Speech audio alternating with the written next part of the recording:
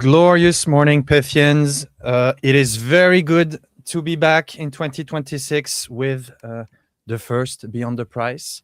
Very sorry for having stopped this weekly stream series, but we're a small, tiny team, and I do not have 10 Claude bots running for me yet. But this is a great one to start the year with, where Sudu, thanks for coming on, Head of Strategy at BitMEX. Very excited to have you on. How are you doing today? I'm good, and thank you for having us. It's a pleasure, and quite, a very fun one, I'd say, as BitMEX was the first official Pyth Pro user announced. So it's going to feel full circle, and very excited to talk about BitMEX to all the Pythians out there, and on a topic that I think is quite hot at the moment and throughout the past year of RWA, equities, commodities trading, and everything coming to 24/7 trading pretty much. So it's going to be a great one.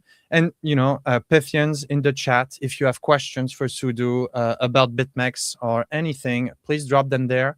I'll select the good ones or the fun ones, who knows, to ask Sudu. But yeah, to kickstart, would love to hear just, a bit about yourself, your background, and what you do at BitMEX. Sure. So I come from TradFi. I grew up and studied in London. I joined the city as a derivatives trader straight out of university, trading equity options and then fixed income options later. So about 20 years in the city, running desks for Merrill Lynch, for other large hedge funds and prop shops in and around, always around equity and fixed income. And then around 8 years ago, went down the rabbit hole of crypto. Used to see the price of Bitcoin, just this instrument being displayed in the newspaper. I just the more I learned about it, the more I realized what an amazing change this was for financial markets. And almost 9 years later, here we are at BitMEX. Yeah, amazing. And before we get into all this equity perps, always on markets, I think it's pretty interesting to zoom out for a second, because BitMEX, has been around for a long time. You've been there for almost 9 years now and gone through multiple market cycles. And BitMEX is also we call it the OG of perp swap, perp trading. And given, what I guess the past year has been quite hectic on that front, I'd love to get some context about, how BitMEX got started into all this, and how you think of the role BitMEX plays today. Sure. First things first, I've been at BitMEX only for 7 months now, but in the crypto industry almost 9 months. But like almost everyone I know in crypto, my first derivatives account was on BitMEX. So I've been a user and a customer for a very long time. Why have perpetuals taken a storm in crypto, and why do we think it's an instrument that's going to take over the rest of the world? We have to kind of go back, Pierre, to the world that existed before perpetuals. So before perpetuals came along in crypto, just like in TradFi currently, what you saw was essentially a spot market and futures market. And futures markets are the future price on current spot, and they could be 3 months, 6 months, 12 months out.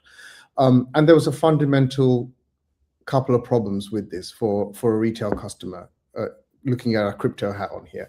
One was that because of the cost of carry, which is very simple interest rate, present value of money, if you look at something like a 1-year future, it'll trade a few $100s over the spot price, even with that basis. And that's just because if you wanted to buy Bitcoin today, you'd have to pay $89,000. You could put it in a bank and buy the future instead. And so the guy selling you the future wouldn't give you that benefit for free by offering you the future at 89K as well. And that's what it is.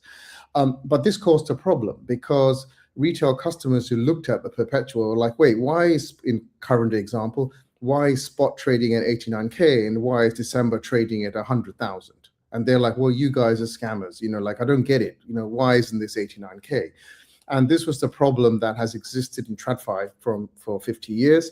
and why in TradFi futures trading is almost all professional trading rather than retail. And BitMEX, when it first started, I think almost 12 years ago, just like OKX at the time, had dated futures. And so there were a number of problems. There was the kind of liquidity issues, understanding, educational issues, and a bunch of complex things that didn't make these futures that liquid or trade in the huge size that it did today.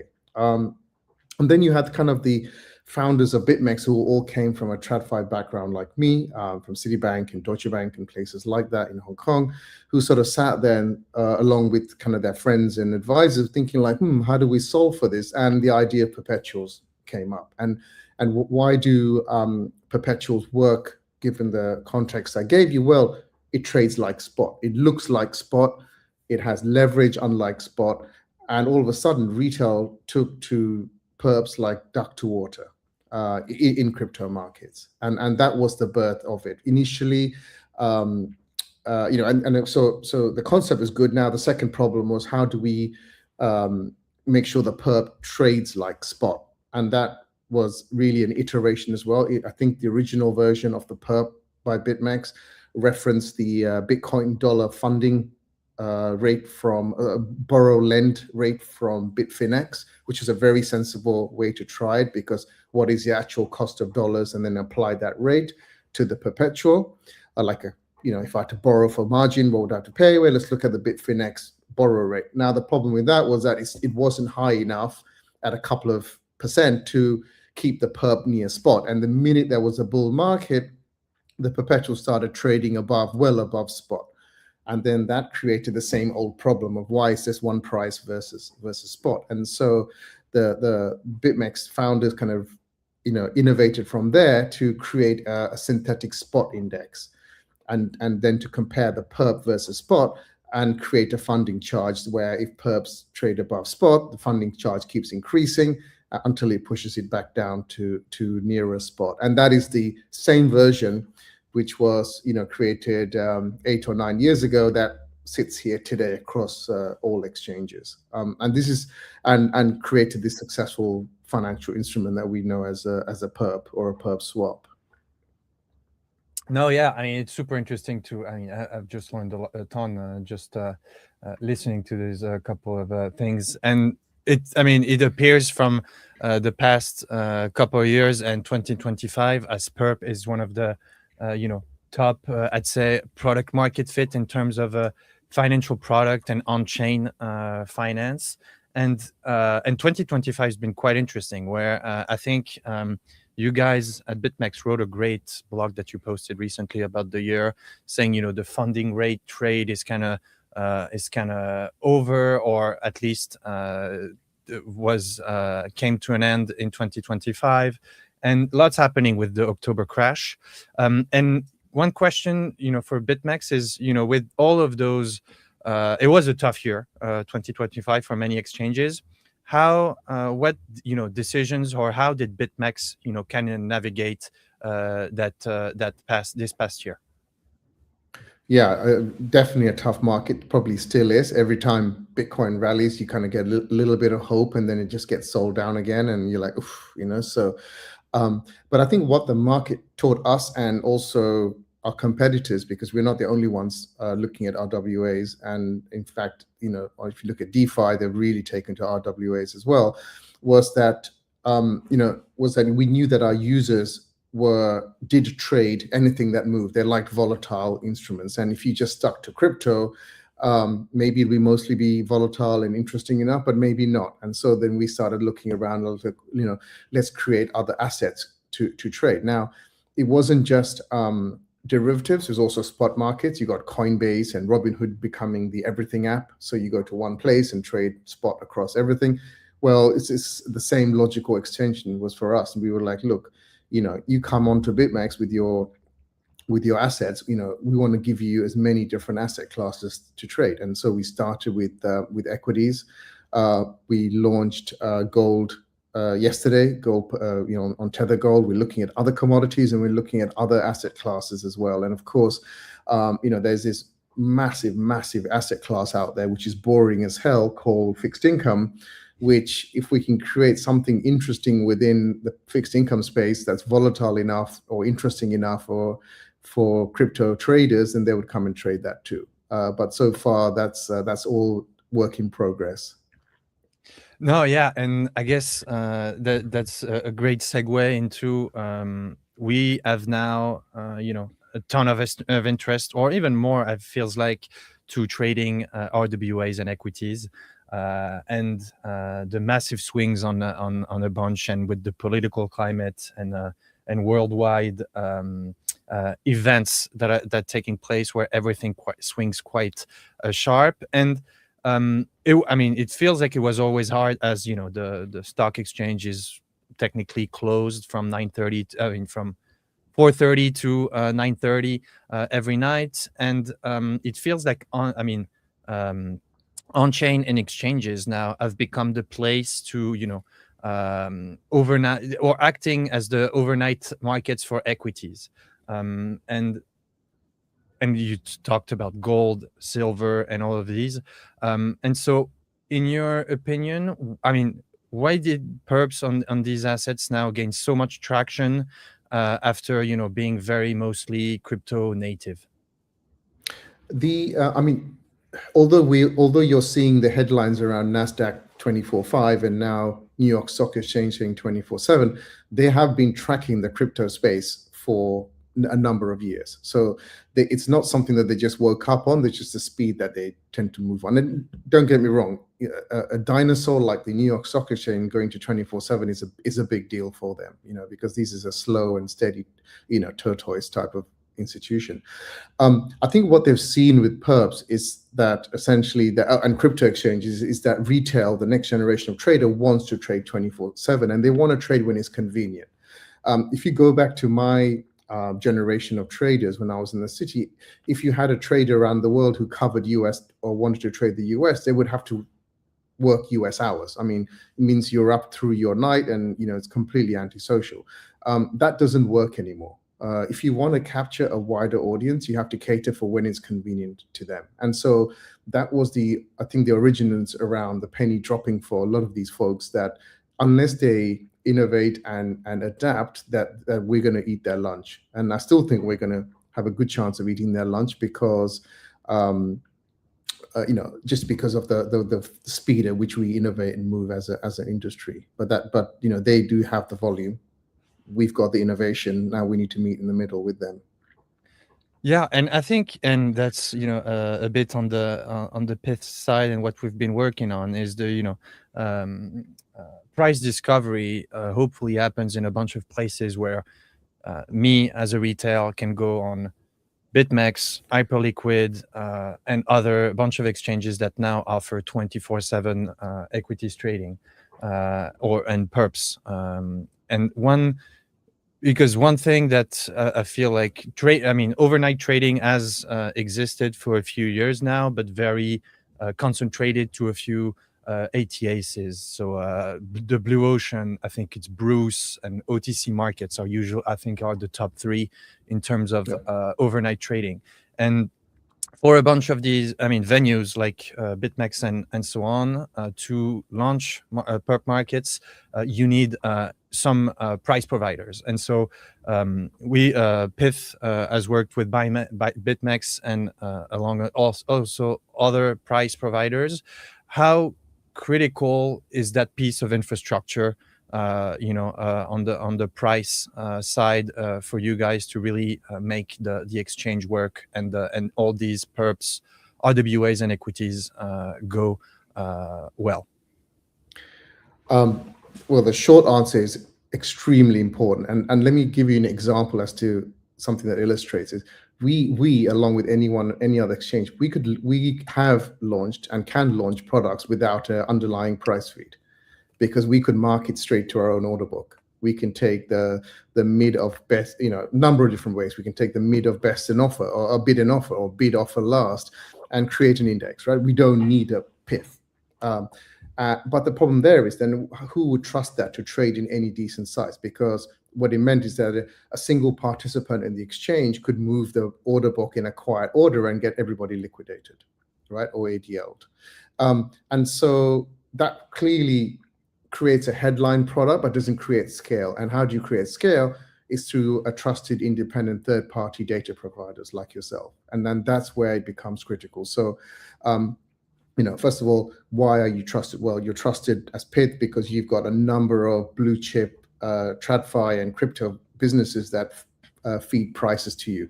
We, as the consumer of that data, take that price downstream and create an index. So whilst our perp someone may try to manipulate our perp away from index to try to liquidate a position, they're going to find it very, very hard if there's multiple data sources, meaning that they have to go to a few of those venues or institutions, OTC, lift it, move the price, essentially becomes a very, very expensive vector of attack compared to the first example where we could just spin it up using our own order book as the index.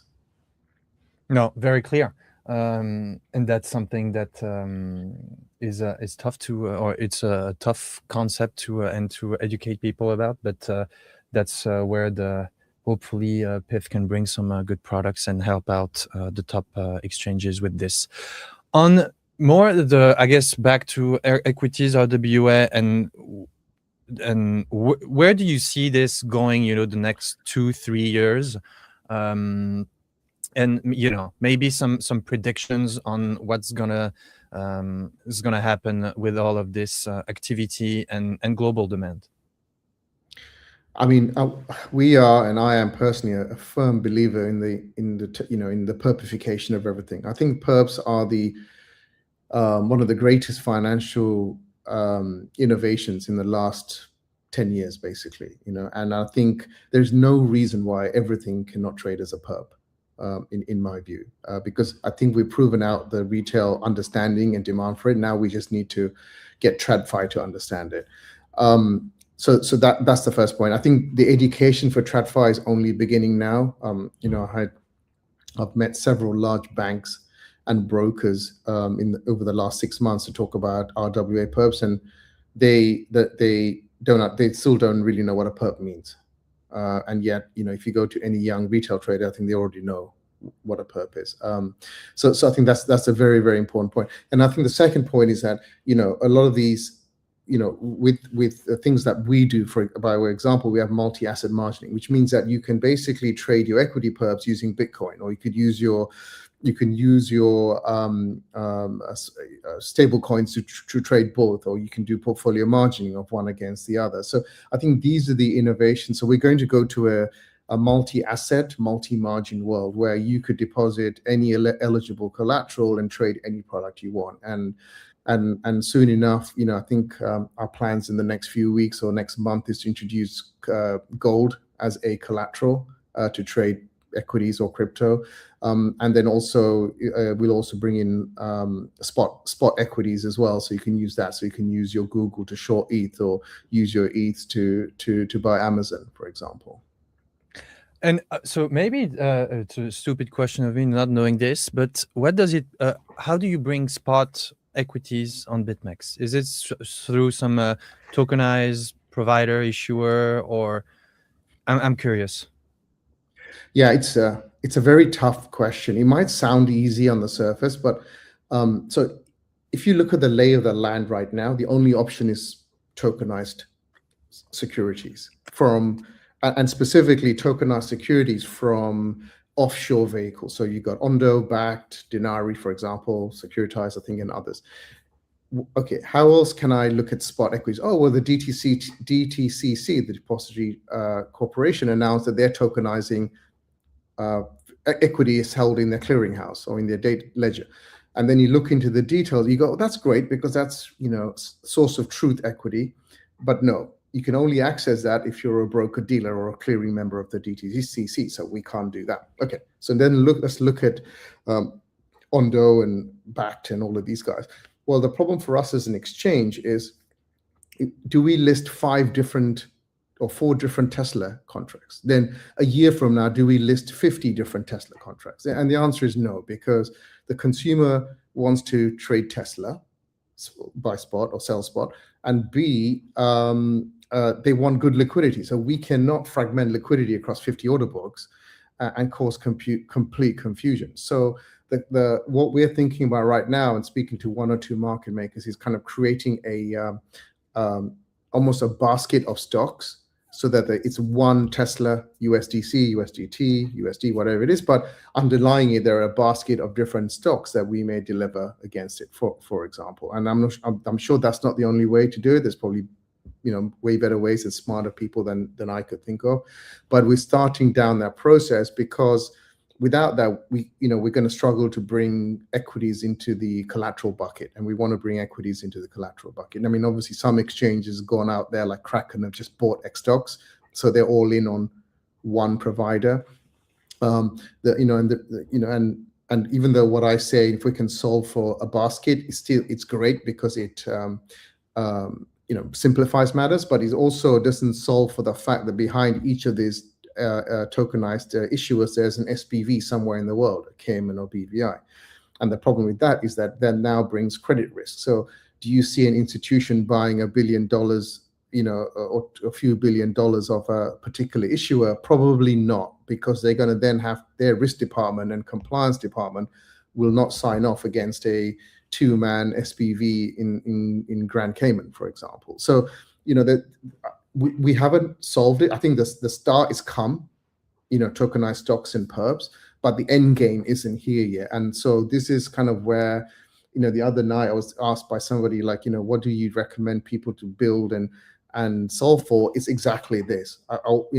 I say build for creating RWA markets legally, risk engines, leverage, liquidations, collateral, build around that space, so that we can create RWA markets for wherever you are in the world, whether it's on-chain or off-chain. And I think that's the opportunity set here. I come from crypto, and I've always worried that we try to jump a couple of steps ahead of where we can be. And right now we're in the doorstep of these TradFi giants, and we should take them, take their lunch.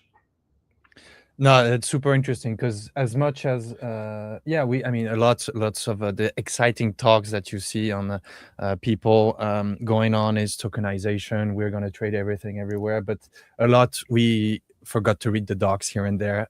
Again, as we used to forget when we're using some very complex DeFi app that we didn't know where the yield came from. Now we're not sure about the tokenized stocks that we may be using. So that's an interesting challenge where, lots of fast innovation that is going to get really slowly adopted by the TradFi players, and hopefully we can safely hold the spot Tesla and all of the good stuff that we want in our portfolio directly, either on chain or on an exchange. To that, what are some of the next things on the BitMEX roadmap for 2026? Any particular area of interest, or maybe aside from just launching a bunch of now equities and hot RWAs that people want?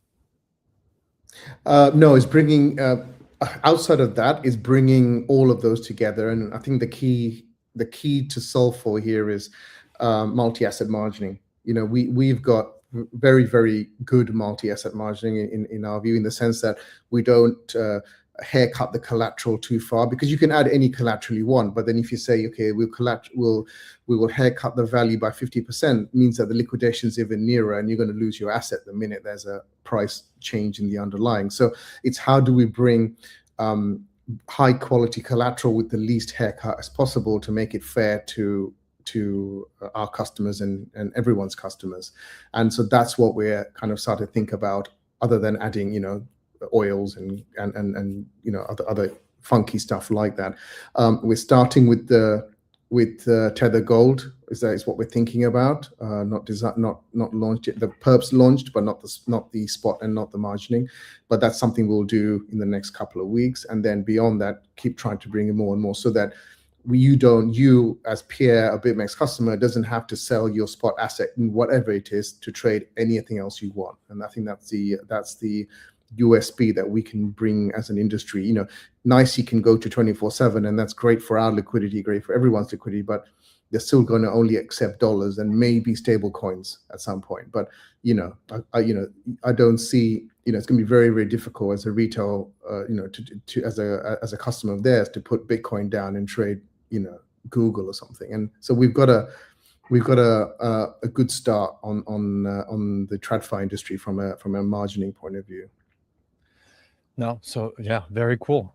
Excited for what's next for BitMEX, and we're super thrilled to be supporting you with some accurate price feeds. One last question from me that my usual co-host ask. I'm gonna have to turn it a bit differently because usually we had more crypto. In the trenches crypto people on there, but it's, if you had one advice for yourself, starting your career, I guess, getting into the crypto world, Web3, and at BitMEX, what would you give yourself to get into the space and get a job and find your way? I think the answer is just go experiment. The reason why I loved crypto was that when I was trading equity options at Merrill's for years, running the desk, one of the big desks there, and then I went on my own as a sole trader. I wanted to trade the same option markets, and I wasn't allowed to because the clearing member, the futures clearing member, FCM at the time, said, "Oh, we need you to have a minimum of €5 million of capital in your account. We need you to guarantee us €500,000 a year in commission." And I was like, wait. For 20 years, I've given you guys like hundreds of millions, probably in fees, or tens of millions in fees, shall we say, hundreds and millions, maybe billions in volumes. And now, yet by myself, I can't trade. Whereas in crypto, you can put $100 in, create an algo, or create a bot, and go trade. And I think what I'll say to a younger me is to get involved more in trying tons of different things. I kind of came into the exchange space just because of my background, but it didn't have to be from that. I could have taught myself trading or learned and experimented with $50, $100. And I think that's the beauty of crypto. And that's what I would tell my younger self, is just to go try as many things as possible. Things are obviously changing again now with AI and Claude, and you can code bots. And so I think that's even truer now. So go out there, have fun with small amounts of money, and find your niche. Yeah, you can just do things, I think, is something that people were saying a lot. And I guess now you can just let the bots do it for you. No, amazing. Sudo, was really, really great having you on. Hope the people enjoyed it. And yeah, wishing you the best for 2026, and looking forward to see what BitMEX cooks. Thank you. No, please feel free to go check out bitmex.com and take a look at equities and crypto. Yeah, go crazy on perps, not financial advice. No, thanks a lot, Sudo, and Pythians.